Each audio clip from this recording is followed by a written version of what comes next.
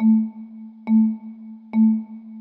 guys and a gal talking about movies. Two guys and a gal talking about movies. Two guys and a gal, they're talking about movies. And you know they are really groovy. Two guys and a gal talking about movies. Two guys and a gal talking about movies. Two guys and a gal, they're talking about movies. And we know they are really groovy.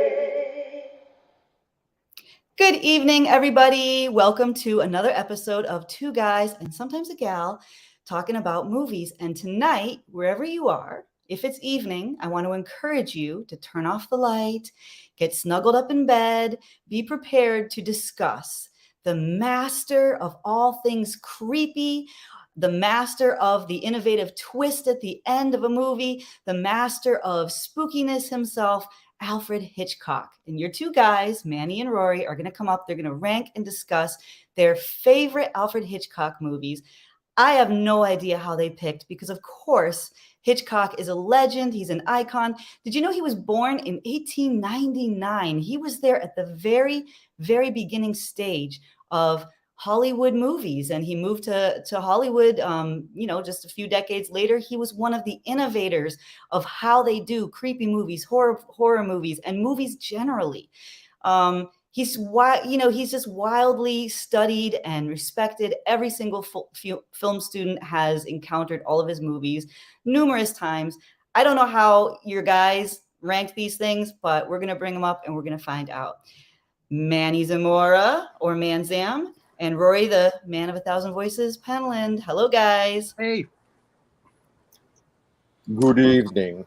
There you go. You had to. I thought you were both going to come up with your Hitchcock impersonations. Well, of course we can do that. We're going to discuss murder. First, Here we I go. want to say, There. he started out very young. One of his early silent films that he did when he was in his 20s, I guess, based on what you said, was that I remember was The Lodger, which is about a town that's they're frightened because there's a serial killer there among them. And this one person is renting a room to a really creepy, strange guy, and they think he's the serial killer. It's called The Lodger, and I won't tell you any more than that.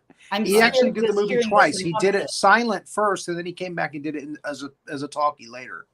Wow, that is really early on. Then that's got to be right out of the gate, you know. He's one of these guys that kind of always did it his way.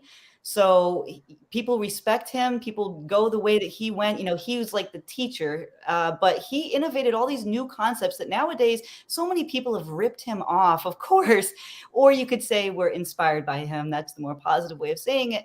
Yeah. But it's almost like I wonder if today's younger generations really appreciate how innovative Hitchcock was in his time. A lot of people had never seen these type of surprise scenarios. You know, you're just sitting there. He's the master of suspense. You're just sitting there on the edge of your seat the entire time going, what is going to happen next? And then you're just floored when something incredible happens or the plot just totally turns in on itself. Nowadays, I think everybody wants to be Hitchcock. So many people have kind of tried to do that, but we're forgetting that if you rewind time, that no one had ever seen anything like him. Mm-hmm.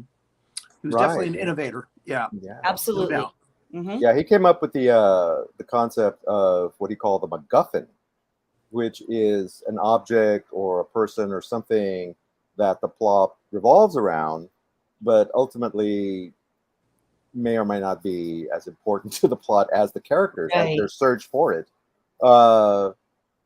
Like, you know, a cache of diamonds in the case of To Catch a Thief, and you know, whatever, you know, nuclear secrets or, you know, whatever the thing is that they're searching for. And, you know, other people have picked up on that, like, you know, Steven Spielberg and George Lucas with all the Indiana Jones movies. You know, the thing that they're looking for is always, that's their MacGuffin. Right.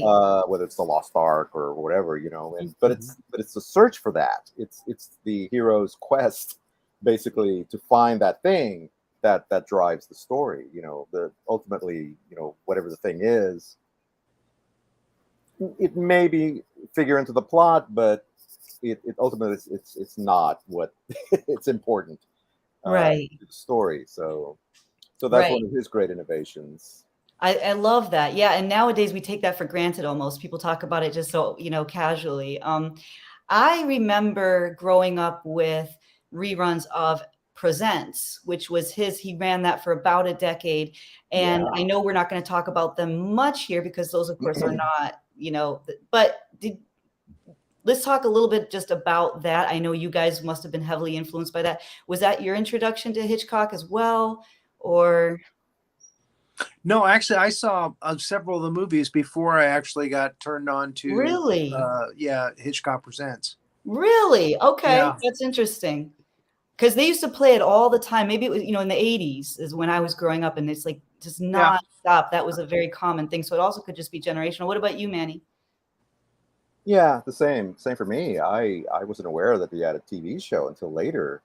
I started with the movies, and Really? then it was like, oh, he has a TV show, and and started watching that and reruns.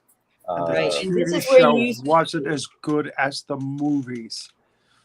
Well, that's where though that he really became famous kind of because of the TV stuff, because that's when he worked on his mythology, right? With that the what do you call it? Like the silhouette that then he walks into, and then there's an iconic theme song there. And so a lot of people were introduced to him that way who weren't film buffs or maybe couldn't afford, they weren't really going to the movies, but that's where he really tailored his sort of persona and introduced himself as this, and also like a master of comedy. And you guys are going to want to talk a lot about that. He had such dark humor, and he would infuse that into his films. He would have cameos where he would just sort of inject himself into a film unexpectedly, and you're going, okay. There's a cameo of him in almost every film that he's done. In almost every film. I know Stephen King kind of did that later with his films, probably as Stephen King would do that too later on. But there's a whole myth and a mythos behind Hitchcock. When we think of Hitchcock, we instantly think of his brand and what he stands for. And he worked on that very conscientiously. He was intentional about that. And he kind of crafted how he wanted to be remembered as someone who's funny, full, the suspense, the horror. And it's interesting because I'm always so sensitive to horror movies, but with Hitchcock, because he has that little dark humor, that little gallows humor, it's almost like he's sort of laughing a little bit, or there's some kind of playfulness in a lot of his movies that people talk about. And I think that's something that endears audiences to him. And it's not quite as terrifying as some of the other things, I think. And he also has psychological, he's really getting into your psyche, and he takes you on these journeys with the characters and everything. It's not just slasher movies or something like that. He challenges you to really think. Yeah. There's serious thought behind it, and and again, he had a wicked sense of humor. Right. If you've seen him in interviews, it's a lot of fun to watch in interviews because he just has that really dark sense of humor, and that's when it really comes through. And again, it's funny that when he was coming up as a director, at the same time, artists like Picasso and Dali were realizing, hey, I can make money while I'm still alive if I market myself as the celebrity artist. Yeah. And like you say, it's branding really is what it is. And it was in its earliest form. And he ironically met Dali, had Dali do a scene for one of his movies, I believe, a dream sequence, I believe. I think so, yeah. That might have been, the start of him, that could have been the point where he decided to brand himself as the celebrity director, because who else did that at the time? Orson Welles inadvertently kind of with Citizen Kane, and the Amazing Ambersons did that. But it wasn't something that, Hitchcock was really, I think, the first one to really kind of do that, to market himself as part of the. I mean, Hitchcock would actually make appearances in the trailers for his films. Right. Yes. So Yeah. what other Nobody was director doing does that. that? Yeah, he's Exactly. front and center. He's not always behind the scenes. He really was, Yeah. I think that's why so many directors look up to him as well, is because he was also getting his accolades for in front of the screen and building this legend of who he wanted to be. He really crafted his personality for the world. And I love that because he commands his narrative. And owning your brand and being able to command and own your narrative is such an important ingredient to business success in show business. So he got that. And I don't know where he got that from. I looked at his parents entrepreneurs, or were they, and they really weren't. I don't know where he got all of that acumen from, but I know he got started in movies at age 15. Salvador Dali. Dolly made it. Dali made him do it. Yeah. But he started off at age 15. He was writing the cards for the silent films. Right, And then he's doing title very, cards. very Yeah. quickly, he started directing. Yeah. Well, one of the things that influenced him as a young man was, I mean, as a boy, was that I can't remember if it was his father, I think probably his father. He had done something naughty, something like that a typical boy would do, right? And so his father took him down to the local police station and they locked him up. Like, I don't know if it was overnight or if it was just a few hours, but it terrified him, and it certainly cured whatever he had done. Wow. And ever since then, those few minutes, well, not few minutes, but whatever time he spent in the jail cell terrified him. Wow. And I think that may have had an influence later on of, I'm going to try to recreate this feeling in other people. It kind of gave him an idea of what suspense was. He always said there was a difference between suspense and surprise. That what he would like to do is that, so most directors, they would show a man walking to a building and then suddenly it would explode. And so that was shock, is what he called it. And he said, that's temporary. But if you show the man walking toward the building, then you cut to the bomb inside the building, then back to the man and back and forth. Now you're building suspense, because now you're wondering, is that bomb going to go off? Right. When's it going to go off? Is it even in his building? Now you're suddenly planting this idea in people's minds of what's going to happen. If you just show something blowing up, well, you already know what's happening, and it is a shocking moment, and that can be the basis of a story. But for him, building suspense was about slowly guiding the audience toward whatever conclusion he wanted them to, or whatever feeling he wanted it to have. So yeah, and that has the audience invested in the characters and the outcome, because now you've enlisted the audience into they have their own roles. They're actually on screen. They're with those characters going, oh my gosh, because they're invested. They're emotionally invested in what's going to happen. So that is a brilliant tactic that he really leveraged very well. Yeah. And there's very few directors now who can pull that off as well as he did. I mean, they try, and some are successful. But Hitchcock, I mean, that's why they call him the master of suspense, because he really was. He earned that title. So, and his films stand up today. I mean, if you go back and you watch any of these films, you are going to be on the edge of your seat. You're going to feel invested, and they're still eerie because he gets into the psychology of the human experience. He kind of makes you think about weird things that are uncomfortable, and it still stands up. Yeah, there's a few that are probably a little bit dated now, but overall, yeah, I think you're right. Well, they're always smoking. Everybody's always smoking, but that's an era thing. Yeah. Everybody, the whole movie. It's great. Yeah. The smoking pulls that look together.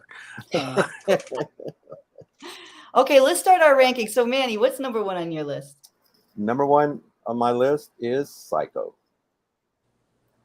Interesting. Psycho. Interesting. Yeah. Hitchcock. And I think go ahead. I think I might have told this story before. When Hitchcock created this film, he hated the cut, the final cut that he had done. He said, "It's not working. I don't like it. I'm going to make it part of my TV show." He was going to cut it down for the TV show. He's going to make it an hour special on his TV show. And Bernard Herrmann, the composer, said, "Let me take a look at it. Let me see what I can do with it." And he put that all-string orchestra music to the film, and that for the shower scene. And Hitchcock was amazed because you made it work. And yeah, it went on to become an all-time classic, and remade, and just yeah. But Perkins's performance in it, really, to me, it was Perkins' performance in it that really sold it. Yeah. Oh yeah, absolutely. Anthony Perkins or Tony Perkins, such a surprise. I mean, and it's just a perfect example of what we were talking about. I mean, he comes in almost practically halfway through the movie. We've been following Janet Leigh all this time, thinking that it's about her and the fact that she has literally stolen all this money and she's driving off, and then she stops at this hotel, and there's this slightly creepy kid, running the hotel. Eccentric. And he hears some eccentric. Yeah. Here's the mother talking and all this. And then the twist comes. The infamous the shower scene. Yeah. And suddenly it's an entirely different movie. It's like almost like two different movies. Yeah. And now it's a murder mystery. And you have Vera Miles and I forget what the guy's name is, but they start investigating. Vera Miles plays Janet Leigh's sister, and there's a boyfriend, and there's Martin Balsam as the detective, and suddenly they get involved, and it becomes a detective story, a murder mystery, and then at the end it becomes a psychological thing where we discover who Norman actually is and who the murderer actually is, and it's like, what the hell, and I think that's why it's just at the top of my list. I mean, it has a relatively simple plot. I mean, nothing really, a lot happens in this movie, but it's just the way he sets it up, just the way everything, just the way it progresses from beginning to end, and you're really wondering, well, what's Janet Leigh going to do? Is she going to go back to Tucson and confess? Is she going to continue on?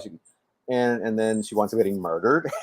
Now you're like, okay, who is this guy? What's the deal with this mother? You find out that, and it's like, wow.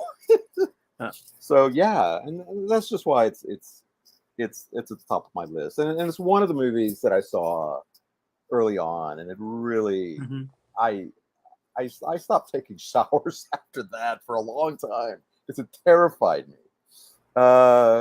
But yeah, it was phenomenal. It's just a phenomenal movie. I agree. It's a wonderful movie. It's number 5 on my list. Okay.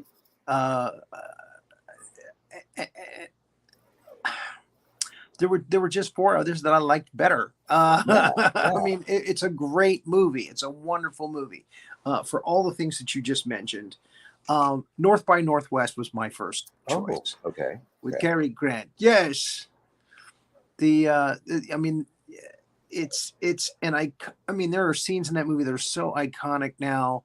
That crop duster scene, the scene where where they're, climbing around on the, Mount Rushmore. Mount Rushmore, yeah. Yeah. The scene where they send him drunk driving down the mountain hill, whatever it is, they're sending him down that winding road, and he's drunk. And it's, I mean, and the cast, you got James Mason and Martin Landau, and it's just wow. It's just an incredibly entertaining movie from beginning to end. And again, great score from Bernard Herrmann. Yeah. I'm trying to remember who was there. Almost every of his movies had to have the icy blonde.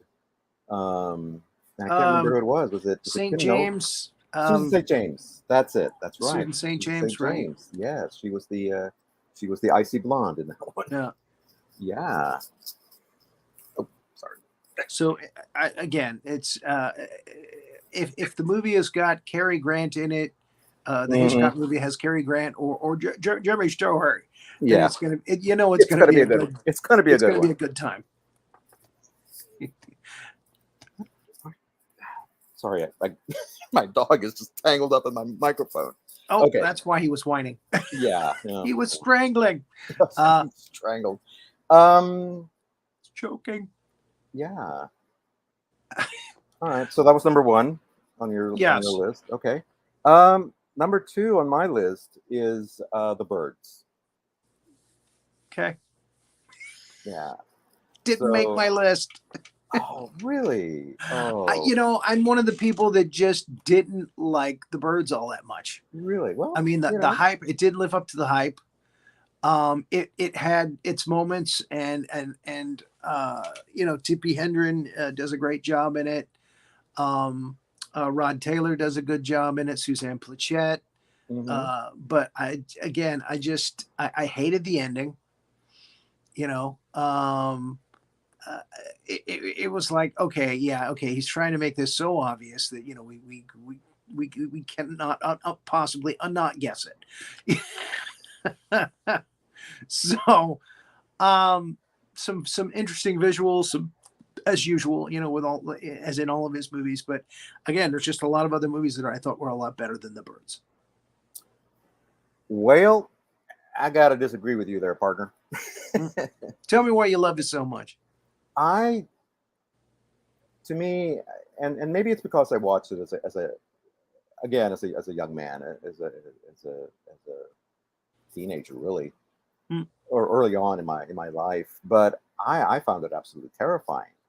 Just the idea of nature going out of control, and the birds, and that scene in the attic with Tippi Hedren going up there and being attacked by the martins.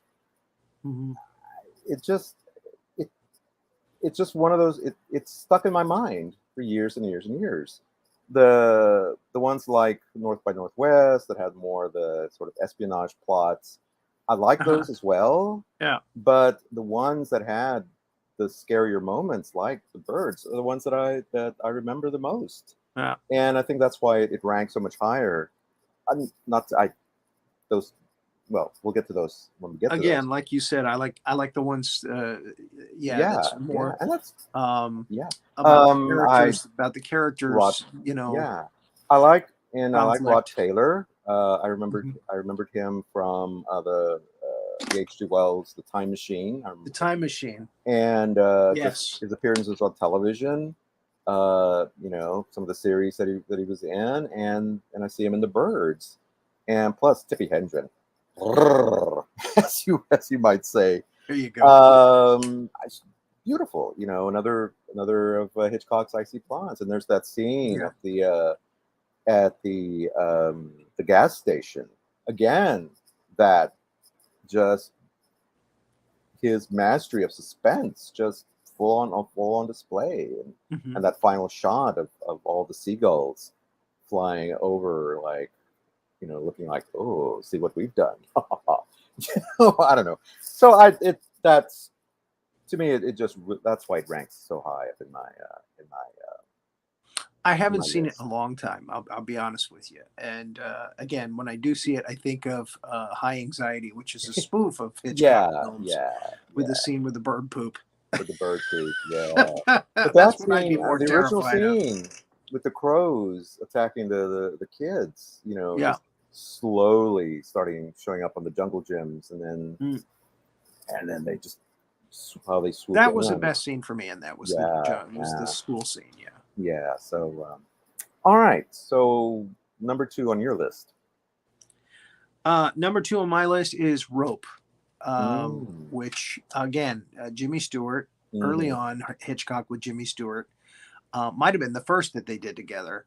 The thing is shot in 4 shots, the entire film, which are seamlessly put together, right, with like a dark spot you know, in the film where with a film like it's the camera's panning to another room or something, so you get like a dark spot.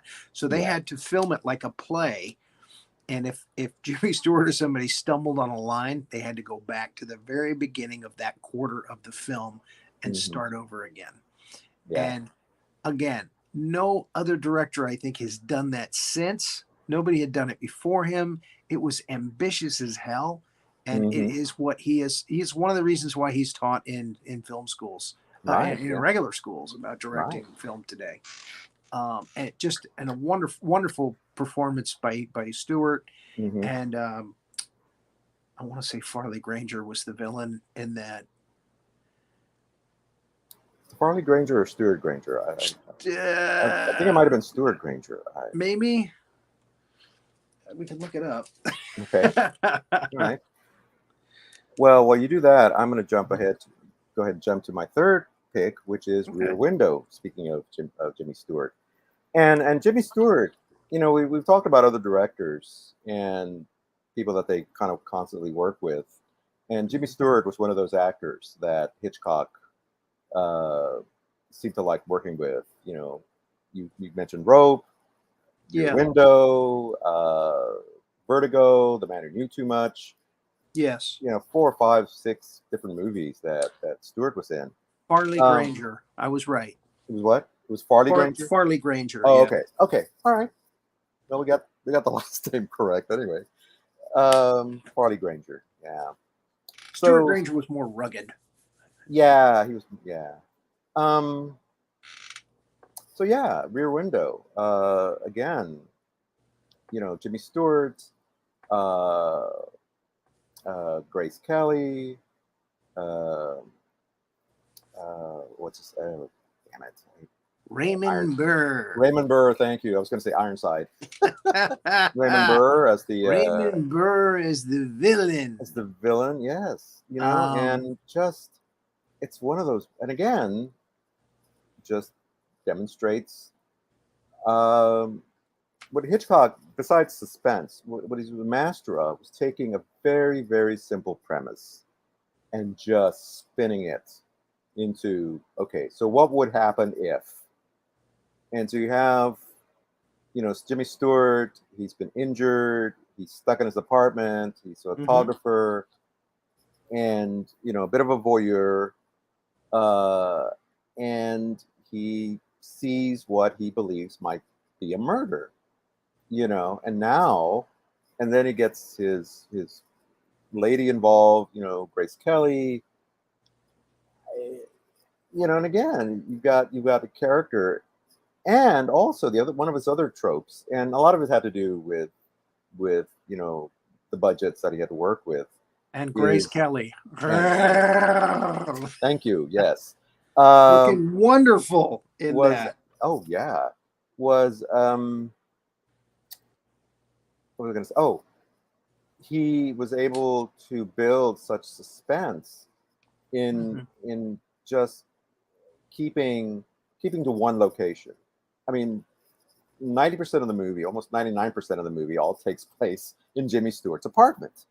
You know, and of course we see across to the other side of this courtyard of this apartment building, and so we see, you know, the other apartments, but we don't actually go in there. You know, it's almost everything through his point of view, and he did that a lot. You know, you talked about Rope. Where it all takes place in one location and in one scene. You talk about Dial M for Murder, where it all takes place almost entirely in one location. Lifeboat, obviously takes place in one location. But you know, there's very few directors who would do that consistently, to have people stuck in one place and be able to tell a very suspenseful story for an hour and a half or 2 hours, you know, of just people in one place. But it's how he sets up those situations that makes it that suspenseful. So, okay, so that was number 3 on my list. So what was yours? Number 3 on my list, and number 4 on my list was Rear Window. Oh, okay. Okay. What I was looking for here is Rear Window was in 1954. So he Raymond Burr did this before Godzilla, which was 56, Mm-hmm. 55, 56. And I don't think he did Perry Mason until, I'm looking here. Perry Mason, I want to say it was in the 60s or maybe early 70s. 57. Oh, even that far back. Okay. So yeah, this was early Raymond Burr Mm-hmm. playing a villain. If I remember, he was actually kind of hefty. He was big Yeah. in the role. But Yeah. when he did Steve Martin, the reporter in Godzilla, he had evidently must have lost weight because he was the leading man in the film. Yeah. And again, and Perry Mason, he probably, he wasn't as hefty as he was when he, like an Ironside, you know, or his later films. Right. Yeah. So again, kind of interesting that he would start out as a villain like that and progress to be, you know, one of the defenders, and right, to be Perry Mason hero, later. yeah. Hollywood, gotta love it. Yeah. Strangers on a Train was number 3 for me. Oh, okay. Yes. Again, Farley Granger. And Robert Walker was unfortunately Robert Walker is most known for his alcoholism later in his life, but in this film, man, he is so on his game, as I think his name was Bruno the killer in this, and again, just delicious, his character being just so psychotic and saying, look, I want you to kill my father and I'll kill your wife. And yeah. And just a wonderful, wonderful cat and mouse game of suspense throughout this movie. The scene where the guy has to crawl underneath the carousel at the end. The character actor, he's been in a lot of movies, and the scene where, you know, they're at the tennis match. Farley Granger is doing a tennis match. He looks out in the audience and everybody is watching the ball go back and forth on the court. But you see that Robert Walker just staring at him. And he's the only one in the crowd with his head just going straight forward. Oh, man. Just wonderful, wonderful movie. Mm-hmm. Yeah. Yeah, absolutely. Yeah. And it's there was another movie that Hitchcock set on a train called The Lady Vanishes, which I think was earlier. Had kind of not a similar theme, but definitely suspenseful, you know, and it was almost kind of remade in a Jodie Foster movie where the woman or somebody's daughter disappears on the plane. Well, and somebody spoofed it with "Throw Mama from the Train." Oh yeah, right, and exactly that too. And somebody had asked earlier. Anne Ramsey. Evan! Yeah, somebody asked earlier if Rear Window had been remade, and yes, it was made. In fact, Christopher Reeve, after he had his accident, I believe, was played the Jimmy Stewart part. So yes, it was remade. And some of his movies have been remade, like we said, Psycho. Gus Van Sant remade it right a few years ago with Anne Hesh,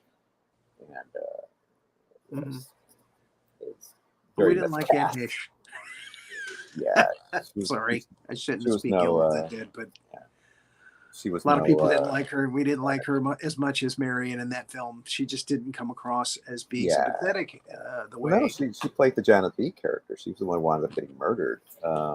But anyway, yeah. So let's move on. Again, she didn't come off as sympathetic. Like no. You were rooting for Janet Leigh to get her shit together, go back, you know, and hopefully things would work out. Exactly. And then she gets killed. And then she gets murdered in a shower. Yeah. So, all right. So number 4 on my list was North by Northwest, which we talked about. Another one was Cary Grant, and Cary Grant was another actor that Hitch worked with in several different movies. And yes, there's that probably the classic moment is the dust cropper scene, which is even on the poster there. So number 5 on my list. Well, and again, it's about mistaken identity, which happens in a lot of the Hitchcock films. In a lot of it, yeah, exactly. That's another And one I of those remember the favorite scene that tropes. really stood out with me was when Martin Landau shoots James Mason with the blank gun, Hmm. which Right. they both realized at that time that they've been had, Hmm. the bad guys, Yeah. by Susan St. James's character. Right. Yeah. And there was I saw I think a documentary or something about, Yes, the Psycho remake by Van Sant was a shot-for-shot remake. yes. Every shot was the same. Yeah. The only Well, difference is it looked like Vince Vaughn was pleasuring himself while he was looking through the hole of the wall. yeah. That was a surprise Yeah. with its Van sound Sant decided to effects. go a little bit more. He decided to go a little more explicit with what Norman was doing. Yeah. Yeah. Supposedly they used the original storyboards and stuff of that and the script, which just as a little matter of trivia. Psycho meets Psycho was Porky's. written by yeah. Psycho was written by the script was written by Joseph Stefano, who would go on to create the series The Outer Limits. Mm. The original book was written by Robert Bloch, who also wrote I Am Legend and wrote a bunch of Twilight Zone episodes and a couple of Star Trek episodes. You know, another one of those just great, just prolific writers. And you know, somebody brought him. I think his wife Alma brought him the book and said, "This should be your next movie." Didn't So, he also write something in my mind is telling me that he wrote The Exorcist too, didn't he? No, that was William Peter Blatty. Oh, you're right. Blatty. Blatty. I'm sorry. Exorcist. Yeah. So number 5 Right. on my list is another Cary Grant, Alfred Hitchcock collaboration, To Catch a Thief. Mm-hmm. And again, there's Cary Grant, Grace Kelly. Yes, it was. Yeah. And again, it's one of those things that introduced the MacGuffin of, you know, he's Grant is a former or a retired jewel thief, and there's been this spate of thefts, and of course they immediately put the finger on him, like, well, you have to be the one, and so he's trying to clear his name, Mm-hmm. and so there's this whole cat and mouse thing again.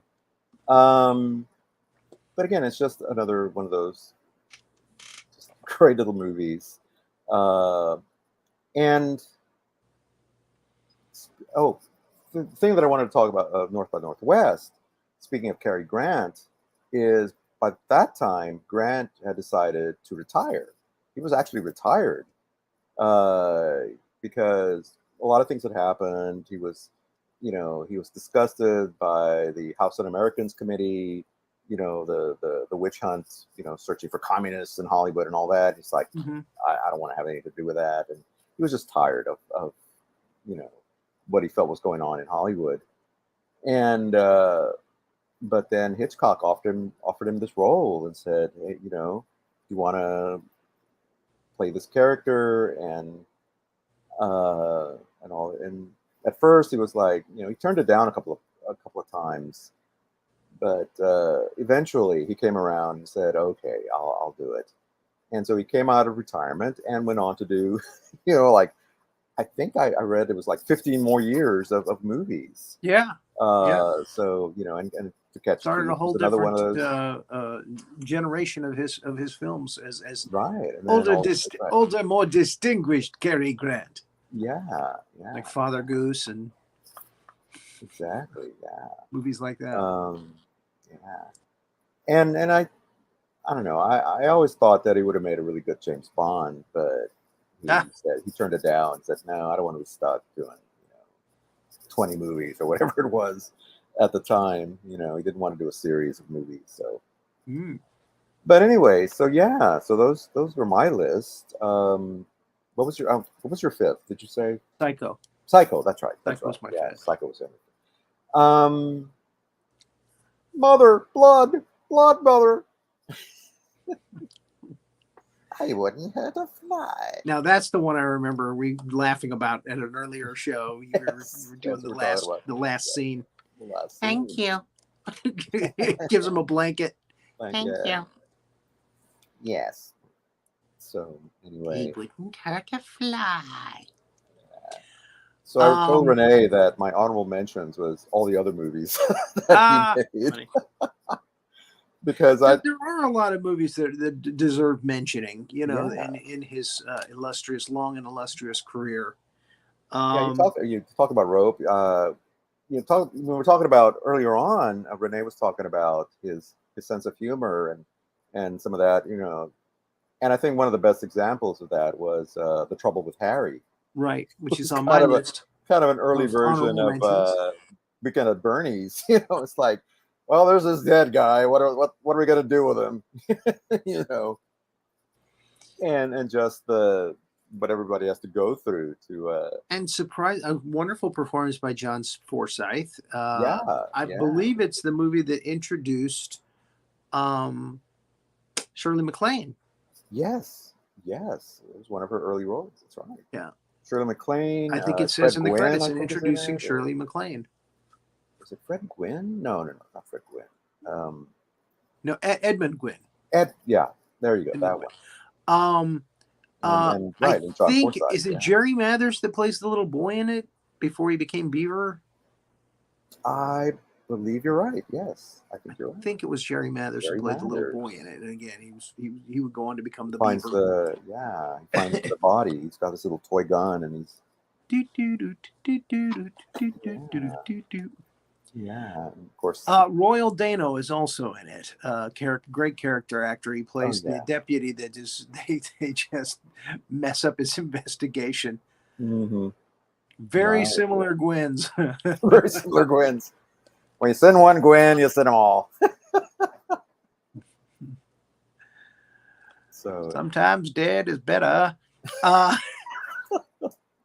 Lily. Grandpa. Herman. Yeah, he'll always be. That is better. Pepperidge Farm remembers. That is better. Dial M for Murder definitely Dial M for deserves a Murder. mention. Again, Yes. I don't think Ray Milland ever worked with Hitch again, but it was a wonderful performance. It was a great performance. This is indicative of what we would get on Columbo later. We know who the killer is, Mm-hmm. but the whole movie is how are they going to catch him? You know, because he's really smart and he's very clever. And how are they going to catch him? And it's a fun movie to watch. It's a really good movie. And I really, you see the detective or the police inspector come in at first, and you think, oh, yeah, this old dude, he's just gonna fluff it off, or what. And of course, it turns out that he's, like you say, he's kind of almost a Columbo, but not very quirky. He doesn't have that kind of weird, just looks like just a distinguished old gentleman coming in. Yes, we're investigating this murder or this case, and look his name he up, just 'cause it's solves it. something The like- way he solves it, it's just like, yeah. And again, it's one of those that's one room or two room mystery, and Ray Milland had the whole thing so carefully planned, and then Grace Kelly just messes it all up by not dying, and T winded killing the attempted murderer. Why won't you just die? Yeah. And the whole thing with the scissors, where he just stabs him with the back of the scissors and he falls back on them. And then, of course, Milan trying to oh, shit, now how do I cover this up? How do I... And, of course, making her look like she, murdered the dude, because of blackmail, which was like... The actor that I was trying to remember, his name is John Williams, is the very John British. Williams, right. And again, he continued to work. I mean, way on up into probably his 70s. Mm-hmm. He was in the Indiana Jones in the Temple of Doom. Oh, that's right. He was the colonel. At the dinner scene. He was a colonel. Yeah, the British colonel. Yeah, that's right. Anthony Dawson, who is the killer in the movie, would go on to be in Dr. No with Sean Connery. So he's the one that has the tarantula, and he gets shot by Bond like 5 times in the back on the floor. Yeah, he gets double tapped by Bond. Strangways. Yeah. I can't remember his name. Yes, you've had your 5. Yes. Yeah. So That's right. again, British actors, you know. Oh yeah. If they were still alive, they'd have been in Harry Potter films. Probably. Yeah, or Lord of the Rings if they were Australian or New Zealanders. Yeah. So there it is. There it is. Family Plot was another one I wanted to mention. Family It was- Plot, yeah. Which I think was I think it was his last film, his right? last movie, yeah. Bruce Dern, you know, who just, I mean, you know, he is out there anyway, so he's perfect. Karen Black, Willem Devane, just an Mhm. interesting cast for Hitchcock to work with. Yeah, Barbara Harris. Yeah, Great. Yeah, not. I mean, unfortunately, yeah, it's his last movie. Not one of his better ones. I actually like the one that came before that, which was Frenzy. Frenzy. That was when I was trying to think of the name of it Yeah. when I was making my honorable mention list, and I couldn't come up with the name of it. I Yeah. knew it involved strangling a strangler, and it Yes. was very British. Very British, yes.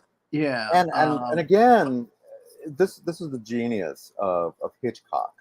And I don't know if he came up with it or if it's just the screenwriter came up with it or who came up with this idea of the killer using a necktie Mm.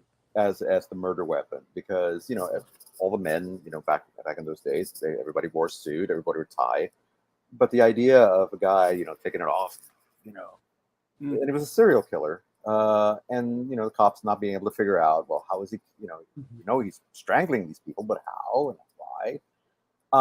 So yeah, I actually saw that one at the theater, and I was like just blown. I was like, necktie, well, of course. How, you know, I mean, it was just brilliant, you know. And then I saw Family it was Plot. Colonel Mustard in the necktie, Yeah. with the necktie. Colonel Mustard in the study with the necktie. Yeah. Which that was a really good movie as well. Clue, not Hitchcock, but yeah. So I want to point out that Hitchcock liked to remake his own movies, which was different, which was interesting. The Wrong Man is done a couple of times. Right. Again, the Lodger was done a couple of times. You mentioned, and I should have put it on my list of honorable mentions. The Man Who Knew Too Much was done 2 times. That's right. And again, the better one being with Doris Day and Jimmy Stewart. Yeah. You mentioned when we were talking about you mentioned one with Paul Newman, and that was Torn Curtain. Right. Paul Newman and Julie Andrews. Right. Another sort of Cold War spy thriller. Right. You know, and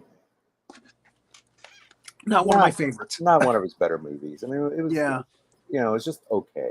You know. Yeah. And I think part of it was there was one he did in Cuba too that was just like, come on. Yeah. You're supposed to be Hitchcock here. Come on.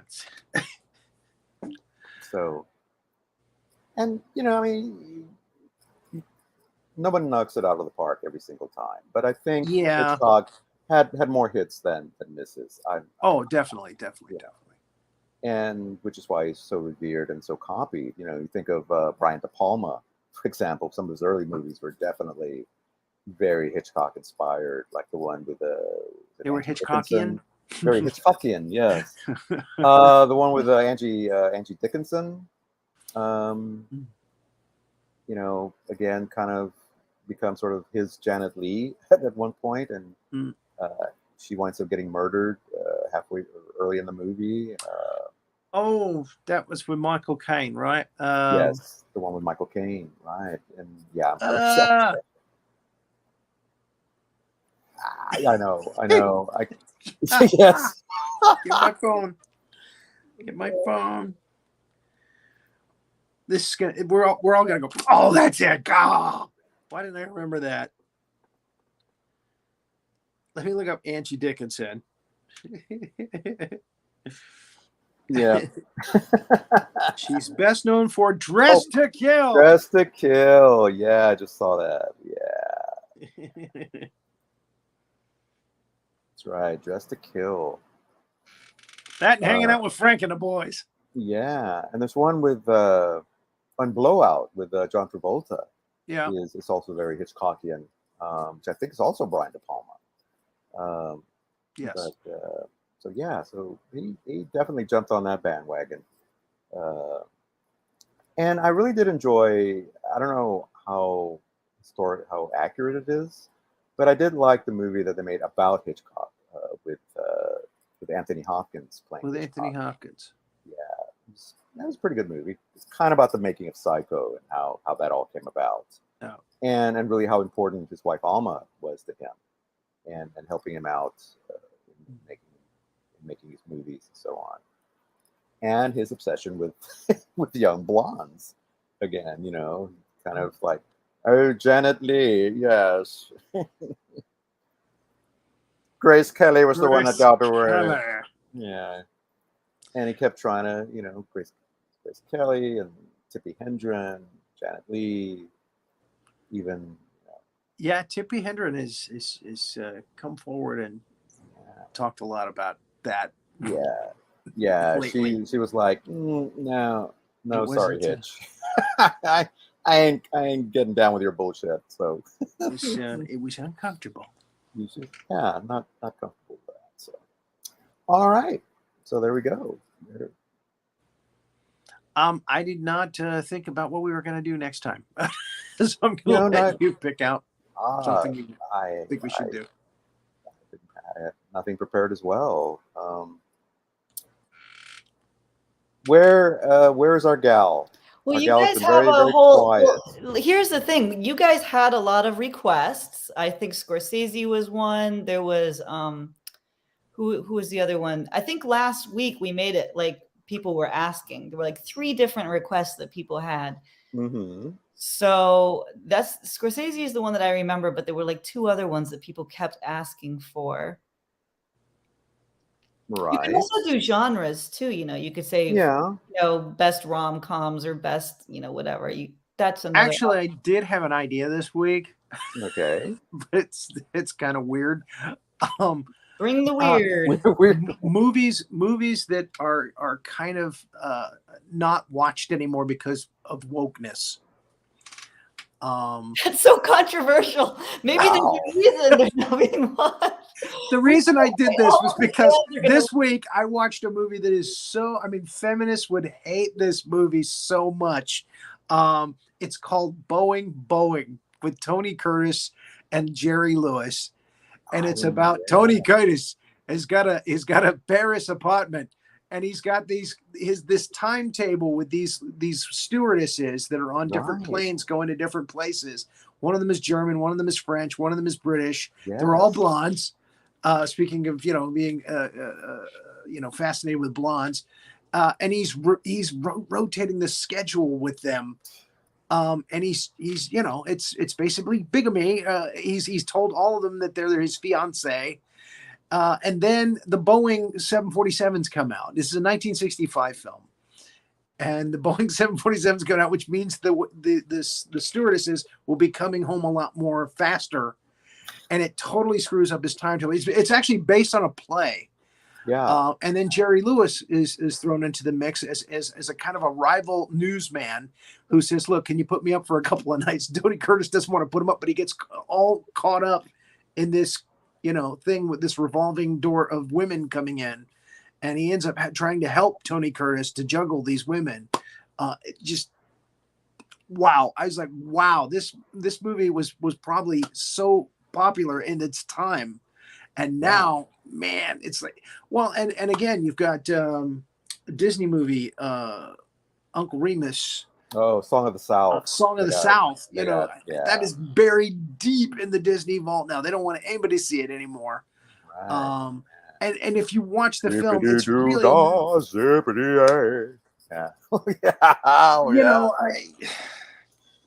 Yeah. It's still a likable film, even though there's a kind of a stereotypical, they even say that the stereotypical character is called the Uncle Remus. Yeah. Which is almost as bad as Steppenfetchen, which was a character they used to do in the 30s and the 40s in movies. He was a comical character, like in a drama they would throw in this comical servant character, Right. who was played as being kind of stupid, but again kind of knowledgeable, more knowledgeable than the main characters in some ways. Right. And anyway, but yeah, can't watch it today. It's cringeworthy now. Yeah. Well, I mean, but anyway, you pretty much have to I've already cover talked about everything from like bowling the now, 40s so there it is. to the 70s or 80s. I mean, that's a lot. That's a lot of territory.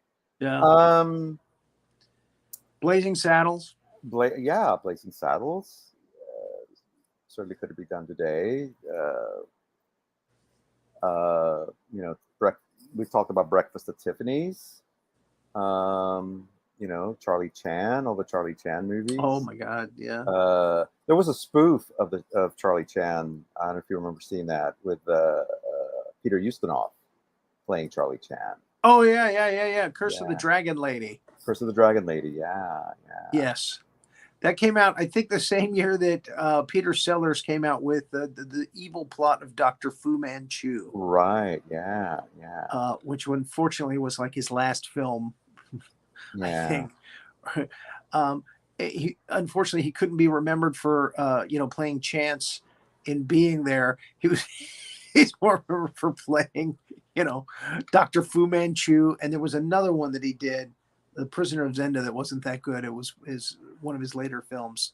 Yeah. Or Peter Sellers. Well, why don't we do Peter Sellers movies? You want to do Peter Sellers? Yeah. We can do that. We can do Pink Panther movies, because there's more than one Pink Panther. Oh, no, that's true. Or there's more than one Inspector Clouseau, I should say. Right. Yeah. Okay. Well, it's either Clouseau or Pink Panther or Peter Sellers. Let's do Peter Sellers. Make it a broader Let's do Peter category. Sellers. We haven't done a comedian. Well, because there's only like seven. There's only like 7 Pink Panther films. Well, no, maybe 8. Yeah. Pink Panther films. So. Yeah, and Sellers had a pretty long career and some hits and misses. So yeah, let's do Sellers. Yeah. That itself is going to be cringeworthy because he did a lot of ethnic characters in his movies. Yes. So he did Asian characters and but French. He did French very well. Yeah. Yeah. So anyway. All right then. All right. So there we go. Peter Sellers it is. Yeah. All right. If anybody has any requests, please send them to our gal, and she will forward them to us, and we'll try to get them in. Keep them coming. Yeah. I want to see at some point Robin Williams movies, I think. Oh, Robin Williams. That would be fun. I was thinking about Robin Williams as well. Do you want to do Robin Williams instead of Peter Sellers since it's more topical? Yeah. Let's do that instead. Let's do Williams instead. Yeah. We'll do Robin Williams then. Yeah, you can do Peter Sellers next week. We can do Sellers later. Yeah. You can do Sellers next week. Yeah. Yeah. We love Robin Williams. Yeah. Yeah. See, we got one vote for Robin Williams already. Robin Williams. Yes. One. Brilliant. Oh, it's gonna be so crazy. Mr. Happy's happy. Yeah. You know what? Okay, I want you guys to do dueling Robin Williams, but I also wanted to remind you guys that you didn't do dueling Alfred Hitchcocks, and I was looking forward. Oh, we did that last week. We did that at the beginning of the show. We did it at the beginning of the show. At the top of the show, we were doing. You need to do both. So I'm going to let you guys do Robin Williams, and then, or you could do one Robin Williams and one Alfred Hitchcock having an argument, and then swap roles. Oh, Mr. Williams. Oh, Mr. Hitchcock. You move about so quickly. Well, anyway, I'm sorry. I shouldn't do that. Oh no. Oh. It's the little It's the there are comics that if he went on into a comedy room in San Francisco and they could hear him laughing in the back room and he had a very distinctive laugh. a very distinctive laugh. If they heard him laughing in the room, they would say, "I'm not going up tonight," because they were afraid he was going to take their bits. You know, he had this thing about. He had this thing where he was very improv, but it was like Total Recall. Sometimes he would hear somebody else's bit, and he would think that was his bit. Mhm. And there were comics that used to go up to him and say, "Hey, that was my bit. I did that a couple of nights ago over the club you were in." And he had a wad of $1,000 in his pocket at all times to pay comics who did that to him. Wow. Because he was like, I'm sorry. I'm sorry. Oh, terribly sorry. I didn't mean to do that. I don't realize I'm doing it. And there are comics that stung him for money where he didn't take their bit. And just said, A famous comic told me that story. Wow. I'm not going to say who it is, but a famous comic who really knew Robin very well told me that story. One of my favorite in one of his stand-ups, he's talking about his kids, and how they grow up and everything, and that his kid had gotten to the age where he was asking why constantly, it's like, why is the sky blue? Why is it there? Why is it? It's like, what are you, Carl Sagan all of a sudden? Just a few months ago, you were shitting in your pants.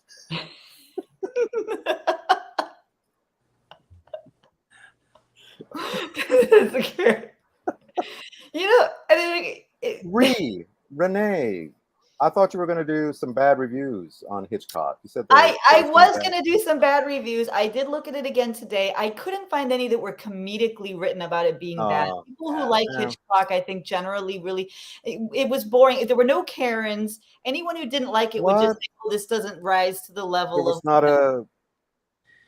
There was not a. What did you call it?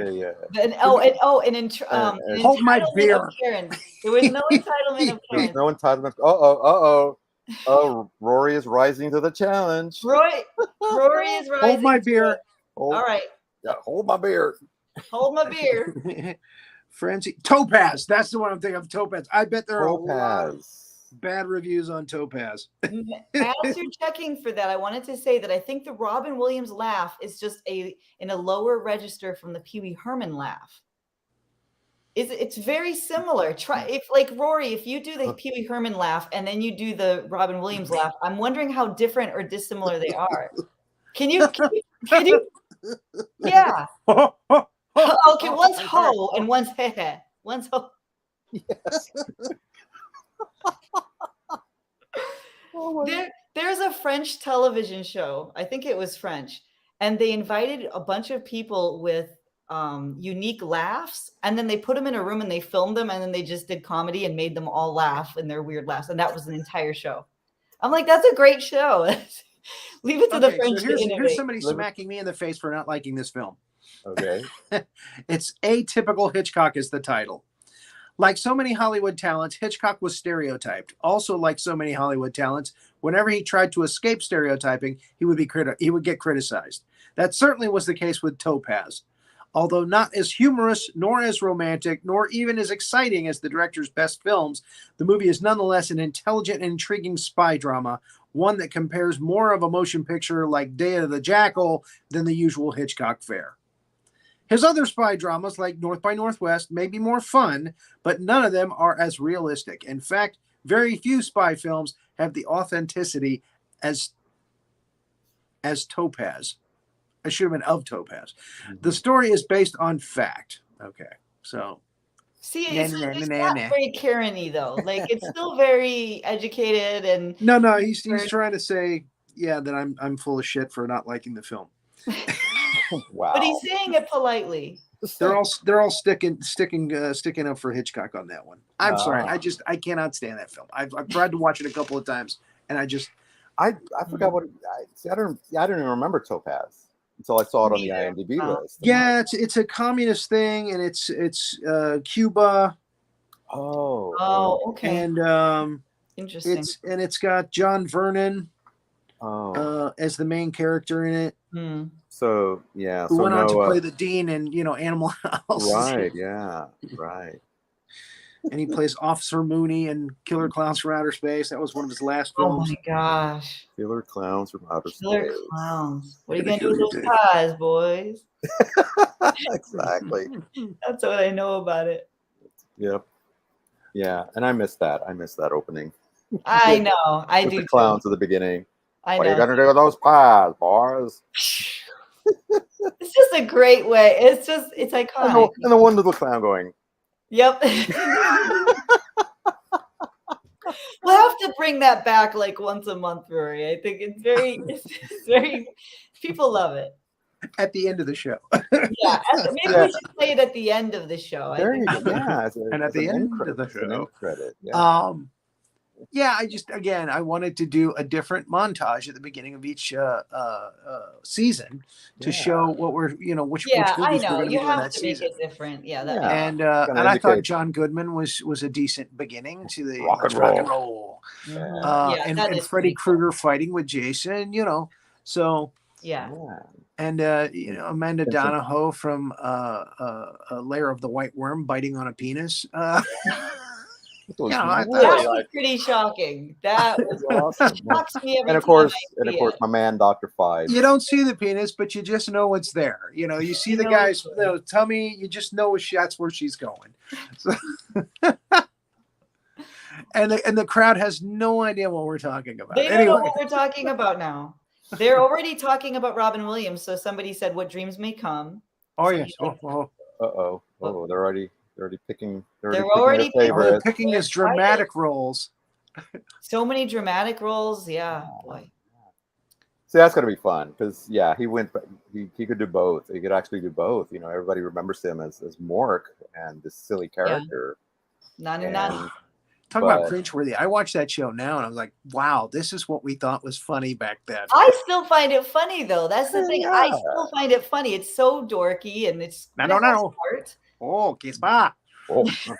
I didn't know that was. Almighty fat one. Oh. He was like silly. We'll talk about him next week, but he could do it all. He could do the silly, he could do the profundity, and then he could go like, have heart too, like likable and I can already tell you my picks are going to be you guys are going to go, what, really? Don't tell us now. I want this. That's what you like? Talk level suspense.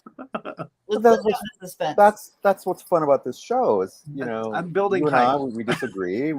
Yeah. I mean you razzed me last week about choosing Steel Magnolias. It's one of my choices, and I should have defended that one a little bit more. Mm-hmm. Yes, I should razz you for that. That's a good movie. I mean, you gave me that look like, really? That one?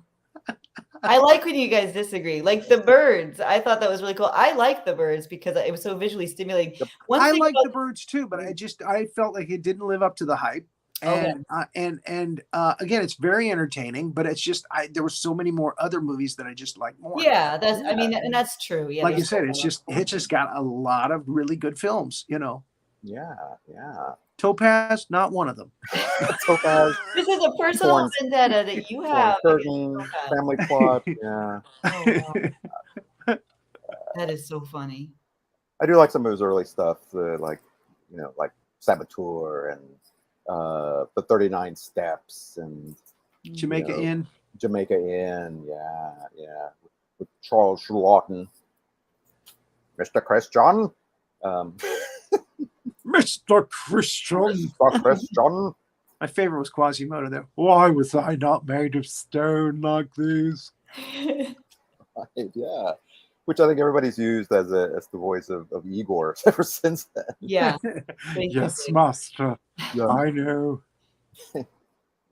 Harvey Korman certainly did. Did you guys ever see Larry David's impersonation of Quasimodo? He did it on Saturday Night Live. No. He has a whole bit, but it got panned because he did other things that they considered insensitive. So actually, he was on an apology tour. But one thing that was not controversial was he has this bit that I thought was really cool. It's about Quasimodo. He's so hideous. He's like hunched over. He's got nothing going for him, but he has to have the hottest girl in Paris. Nothing else will do. It has to be Esmeralda. So he has like a whole bit where someone's going, Quasi, Quasi's friends are confronting him. Quasi, does it have to be the hottest girl in all of Paris? Does it have to? And he's going, well, she's got big jugs, she's got big jugs. Like he made Quasimodo an absolute lech who just was awful. Yeah. It's very funny. You should Google it at some point. It's very funny. Yeah. I will right after the show. Or the storyline was that the friend was trying to sell Esmeralda to Quasimodo. That's what it was. And they're going, come on, Quasi, let's go on this date. And he's going, well, how hot is she? You know, well, she's really hot. Does it have to be the hottest girl? Does she got big jugs? Yeah, well, come on, you're Quasimodo. Can you really be, you know, are you really supposed to be this choosy? Right. Well, she's got to have big jugs. That's all I'm saying. Shallow Quasi. Yeah, he's like really shallow. He's just a total a-hole. It's great. You got to see it. It's during his Saturday Night Live monologue. I speaking of hunchbacks, I mean, you can't forget Marty Feldman. Oh yeah, Igor. Yeah. Of course, yeah. Yeah. I'm a rather brilliant scientist. I could help you with that hump. What hump? The name is Igor. From the village, they said it was Igor. Well, they were wrong, weren't they? My Walk this father way. used to work No, for your walk this grandfather. way. Of course, the rates have gone up. Every single I line. got nobody.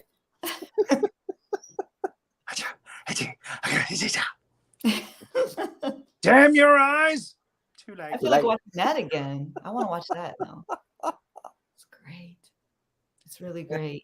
An awesome movie. So many great things out there. We want to thank everybody for coming and for supporting the show. We love everything. Rory, talk about It's Casual tomorrow. Tomorrow we got Carol Stein, our lovely pianist, who is a Disney veteran. She had like 30 years in Disney. She's retired now. I'm not sure if she's still playing around the Disney area or not, but she's definitely one of the best. And her husband, a wonderful guy, Lee Wolfson, he's a ventriloquist.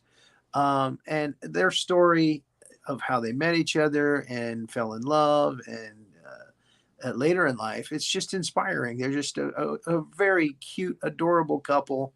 And I'm so happy to have them back on the show again tomorrow night. Thursday, in the Big Monster Briefing Room, by popular demand, Ghoulies and Ghoulies 2. Yeah. And we'll have Ruby Ray Moore with us for that show. We love Ruby. Yay. Hey, Ruby. She's always very entertaining. She always brings her A game, her R game, her Ruby game. It's her rated birthday R. week. She and I are It's her always rated birthday R. week. Well, thank you, Lorraine. Yeah. Yes, thank So- you, Lorraine. Sweet Lorraine, we love you. Thank you, Thank everybody, you. for turning out tonight to our late edition. Next week, we'll be back at 6 p.m. Eastern, 5 Central. But about once a month, we'll be doing the late edition, right, guys? Because we are all doing on The Panorama's improv night. channel, we're doing improv night. So we're like a little comedy troupe over there. Please go over to the PanNet channel Yes. and watch our latest episode, or watch her latest episode. It's Panaria. very funny. You're Wonderful. going to laugh. Manny was there. Renee I was was there. there, yeah. CJ Peters, John Phipps. It was quite entertaining. Quite We entertaining. learned that Manny is an improv comic. I always have this joke that like Manny does everything, and apparently he also does improv comedy, and he was really good. He was the one who was the first one. Improvs on the show all the time. Yeah, We knew that. I drove Fernando to the airport today after the show, but I managed to steal his shirt. So there you go. Oh yeah, I see that. Isn't that And wonderful? if anybody wants to know what that refers to, now you're gonna have to watch the show. You've got to go to Pan Oria's channel and Gotta go to check it out. We Panoria's were there earlier. channel. Yeah, we should link it down to our description. We should link it. That's a good Return idea. of Sugar. Sugar was like very romantic. He was very. If you can believe Sugar that. was hot. I'm If telling you you. can believe that. If you can believe it, he's got the cool hair, like the bowl haircut. You know, he's very Beatlesy. And Is then that an adjective? and the Oh, it's lovely very Beatlesy. Olita. There was the lovely not Olita. What Olenka, yes, Olenka was There there. was the lovely Yes. Olenka. I stole from- her shirt. from Ironically, I drove Ukraine. her to the airport and I stole see her you. shirt. You stole her shirt. We keep Wonderful. stealing all of our friends' shirts. I don't know what's going on. I stole General Howitzer's hat. Oh, there you go. Oh, there you go. Yeah. I've noticed that. And you also stole his growl when you taught, the Roy Orbison growl. That's the generals. That's Who the doesn't do that? Come on. The general does that. Exactly. Who doesn't do that? Who doesn't do that? Exactly. I can't do Manny it. was doing it It's earlier annoying. too. I which I totally stole from General Howitzer. And I stole it from Roy Orbison, who stole it from Bob Hope. There you go. There you go. Where did Bob Hope get it from? Because there's no there's no originality, and There's no originality. We're all stealing from one nothing another. new under the sun. We're all stealing from each Except other. Robin Williams. Robin Except Williams. Robin Williams. He was original. Except for when he was stealing other people's jokes, but his personality is. I'm sorry. Oh, I didn't realize I was doing. Oh, Here's $1,000 for you. Oh, shut up. Go away. well, you give him a couple of hundred. He wouldn't give him the whole 1,000. Oh, A couple of- Every comic in the world was like, "Hey, you owe me $1,000." here's 100. That's hilarious. At the time, in the late 80s and early 90s, when I heard that story, the going rate for a joke or a bit was $50. Oh, well, so he was paying them pretty well. So he then. would do like Wow. $200 or $300 for a bit, or that was worth it. he may or may not have done something of, Yeah. in a club. Mhm. He just didn't know. I mean, he was just, again, when he was improvising with the crowd, Mhm. anything could come out. Yeah. You know. I get that. Because it was just that. I mean, he was just that machine. I mean, just Mhm. constantly like. So I'm sure he had all these other bits Yeah, of that he course. heard Yeah. roaring through his brain and just all coming out. Yeah. Yeah. I mean, that was the genius. One of the best interviews that I ever saw with Robin Williams was him and Dick Cavett. I mean, he comes on, and he was promoting Popeye at the time. Mm. And so he was talking about how uncomfortable the latex or the artificial arms were and all that stuff, and trying to come up with the voice. And said he watched all the old Max Fletcher the Max Fletcher cartoons, and he said, yeah. If you really watch them, Popeye's always like mumbling things, and listeners like, what's he saying? Oh my God, just throwing all these little things, so he's trying to develop the voice. Yeah. Yes. He comes walking in with this, like a waiter with this thing on. It's like, yes, Dante, party of four. Cabot's like, yeah, whatever, Robin. Oh man, that's great. I love that. Brilliant.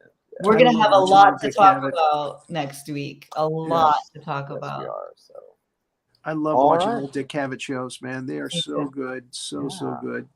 Yeah. Nobody interviewed like he did. no, he was just so erudite and so Mhm. but still a great sense of humor. He wasn't Yeah. dry. He wasn't. Yeah. But it was always very again, respectful. very well-read yes. man, very intelligent, educated Yeah, man. Oh Again, yeah. very fast-witted. Exactly. And again, he knew how to get people to talk, for one thing. Right. And he knew what to say to keep them talking, which is very important. That's right. So yeah. So I've got to go catch that Robin Williams interview. I didn't realize that he'd interviewed him. Yeah, I'm I sure it's want to on watch YouTube. that too. Yeah. It's probably on YouTube somewhere. Everything's on YouTube. Oh, yeah. everything's on Oh, yeah. YouTube. Even this is on YouTube. Hello, YouTube. Even this is on YouTube. Even Hello, this is you. on we're on the same network that Dick Indeed. Cavett is on, guys. That's right. So, It's pretty amazing. Damn All right. Good night, everybody. so Damn right. Thank you for hanging out. Bye. Love you all.